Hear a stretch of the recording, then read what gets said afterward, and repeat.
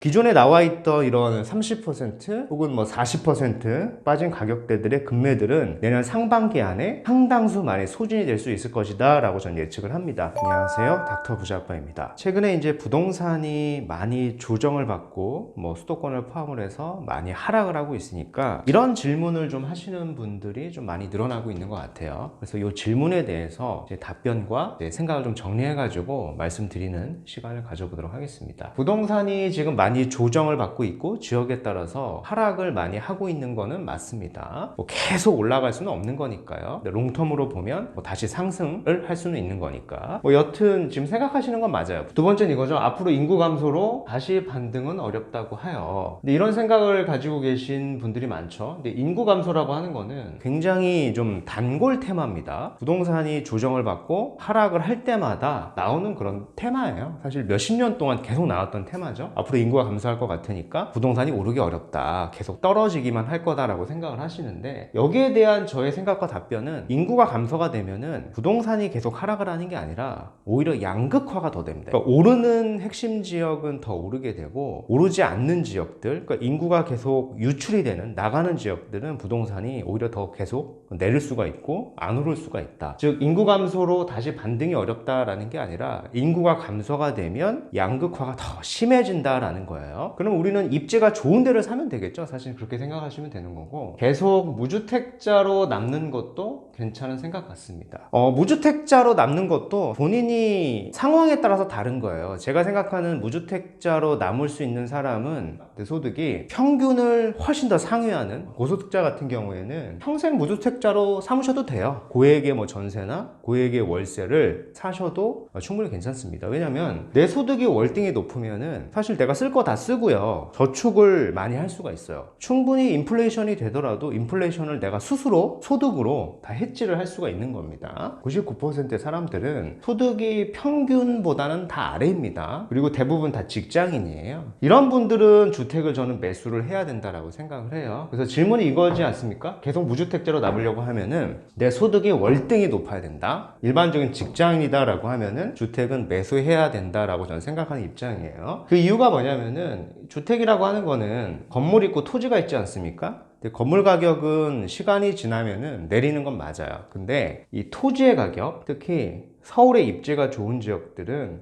토지의 가격이 내리지가 않습니다. 계속 올라요. 사실은 과거 데이터, 통계 데이터를 보면 그래요. 그 데이터를 보면은 토지의 가격이 계속 오르다 보니까 직장인 같은 경우에 근로소득자지 않습니까? 평균적인 소득 이하를 내고 있는 사람들은 내가 지출할 거 지출하고, 특히 자녀가 있다라고 하면은 저축을 할 수 있는 시드 자체가 거의 없어요. 그 저축액을 가지고 어디 상품에 투자하기도 좀 힘들고, 그렇다는 얘기는 인플레이션을 내가 해지를 할 수가 없는 거예요. 그래서 대표적인 게 주택이라고 하는 상품은 이런 인플레이션을 평균 이하 의 소득을 가진 사람들이 해지하기에 선택이 아니라 사실 필수적인 요소다 라고 보셔야 됩니다. 주택 가격이 지금 조정을 받은 게 사실 1년이 채 되지가 않았어요. 근데 벌써부터 뭐 이런 생각과 이런 질문을 가지게 되면은 오른 방향으로 그 평균 이상의 소득을 내거나 자산가가 되기는 굉장히 어렵다고 생각을 합니다. 주택을 매수해야 된다라고 하면은 주택 시장의 상황을 좀 확인을 해봐야 돼요. 주택의 이제 가격을 결정하는 요소는 크게 세 가지가 있다라고 봅니다. 물론 더 복합적이고 더 여러 가지가 있겠지만은 간략하게 정리해서 핵심적인 요소는 딱 세 가지예요. 첫 번째는 이제 정책에 대한 부분이 있고요. 두 번째는 가격에 대한 부분, 그리고 세 번째는 이제 금리에 대한 부분입니다. 첫 번째 이제 정책에 대한 부분을 보면은 얼마 전에 정부에서 12월 21일에 대책이 하나 나왔죠. 이 대책에 보면은 무주택이 아니라 다주택에 대한 규제 완화 정책이 상당수 포함되어 있어요. 그리고 23년 1월에 수도권, 특히 이제 서울을 포함해가지고 규제 지역을 또 풀 겁니다. 서울의 규제 지역을 푼다라고 하는 게 어떤 큰 의미가 있냐면은, 서울을 규제 지역으로 이렇게 다 묶어놓게 되면은 이 수요 자체가 수도권에 거주하고 계시는 분들만 수요가 있는데요, 이거를 규제 지역을 다 해지를 하게 돼버리면은 지방에 계신 분들도 수요가 늘어나게 됩니다. 지방에 계신 분들도 서울의 아파트를 사고 싶은 사람이 굉장히 많거든요. 왜냐면은 규제 지역이 해제가 되면은 내가 거주를 하지 않더라도 2년만 보유만 하면 비과세가 되니까 이런 수요들이 상당수 많이 늘어날 수가 있다라는 겁니다. 어떤 거예요? 정책의 방향이 계속 완화의 방향으로 가고 있다라고 하는 거를 우리는 좀 잘 인지를 하셔야 돼요. 그리고 이제 두 번째가 가격인데, 가격에 대한 부분도 사실 좀 상대적이긴 한데 제가 봤을 때 지역에 따라서 30-40% 이상 빠진 지역들이 있어요. 근데 30-40% 빠졌다 그래서 모든 지역들이 다 투자의 대상은 아니라고 생각을 합니다. 뭐 이건 제 생각이니까 객관적인 데이터를 좀 확인해 봤을 때 최근에 보면은 이런 잠실이나 개포에 급매가 좀 소진이 되고 있어요. 잠실이나 개포 요 상위급지에 속하지 않습니까? 강남권이니까 강남권에 급매가 소진이 되고 있다라고 하는 거는 이거를 살려고 하는 사람들의 입장에서 봤을 때는 지금 최근에 조정된 시세가 나름 합리적이라고 생각을 하는 겁니다. 즉 결론은 지역을 살펴보면은 이미 30% 40% 빠진 지역들이 있는데 지역에 따라서는 그 가격대가 좀 합리적인 가격대가 있다라는 겁니다. 그래서 그 가격을 잘 봐야 될 것 같고 세 번째는 이제 금리인데 금리는 예측이 불가능한 건 많은데 최근에 나온 뭐 데이터나 신문에 있는 기사들을 좀 살펴보면은 23년도 상반기가 좀 고점이다 라고 하는 게 대다수가 좀 많습니다. 이것도 예측이니까 틀릴 수가 있겠죠. 뭐 요거는 뭐 논외로 하더라도 최근에 이제 정책에 보면은 특례 보금자리론이라고 하는 거를 내년도에 1분기에 출시한다라고 밝혔습니다. 여기를 보면은 소득이 없어요. 소득 제한이 없고 즉 이제 DSR을 보지 않겠다라는 거겠죠. 조건을 보면은 9억이 아파트, 5억까지는 대출이 다 가능한 겁니다. 내가 자본 여력이 많지 않고 내가 소득이 많지 않으신 분들도 레버리지를 활용해가지고 주택을 실수요자 입장에서 매수를 할 수가 있겠죠. 금리도 한 4% 정도대가 된다라고 해요. 아마 이제 고정이 될 가능성이 굉장히 높겠죠. 그렇다는 얘기는 정책에 대한 이슈는 지금 무주택자 기준으로 봤을 땐 거의 없어진 것 같고 다주택자에 대한 규제도 몇 개 남은 것들이 좀 대다수 좀 풀려가고 있죠. 내년도면 거의 다 풀린다라고 보고 가격에 대한 부분도 지역에 따라서는 합리적인 가격대가 눈에 보인다. 뭐 제 기준이 아니라 이미 여기를 살려고 하는 사람들을 보면 금매가 소진이 된다라는 것은 이 가격대가 합리적이다라고 생각을 하는 사람들이 좀 늘어나고 있다라는 거예요. 내년도는 이 지역들이 좀 더 늘어날 수 있겠죠. 그리고 세 번째 금리에 대한 부분은 우리가 이제 상반기까지는 고점이고 뭐 향후의 금리를 예측은 불가능하겠지만은 이 특례 보금자리론이라고 하는 금리 4%대 고정이 나오다 보면은 내가 소득이 낮더라도 9억 이하의 아파트, 5억까지는 대출이 가능하겠죠. 원래는 내가 서울의 아파트를 살 수 없었던 사람들조차 서울의 아파트까지 살 수 있는 거고 서울의 아파트가 규제 지역까지 풀리다 보면은 사실 매수세가 조금 더 살아날 수 있을 것이다 라고 생각을 하는 거예요. 즉 이제 이 매수세 자체가 큰 반등을 의미하는 건 아니고요. 기존에 나와 있던 이런 30% 혹은 뭐 40% 빠진 가격대들의 금매들은 내년 상반기 안에 상당수 많이 소진이 될 수 있을 것이다 라고 저는 예측을 합니다. 내가 지금 뭐 이런 식의 어떤 생각에 사로잡혀 계신 것보다는 일반적인 직장인의 평균 이하의 소득이다 라고 하면은 이런 식의 어떤 향후의 방향성을 본인이 좀 스터디 하셔가지고 주택을 좀 저점에 매수하는 기회로 활용해 보셨으면 전 좋겠습니다.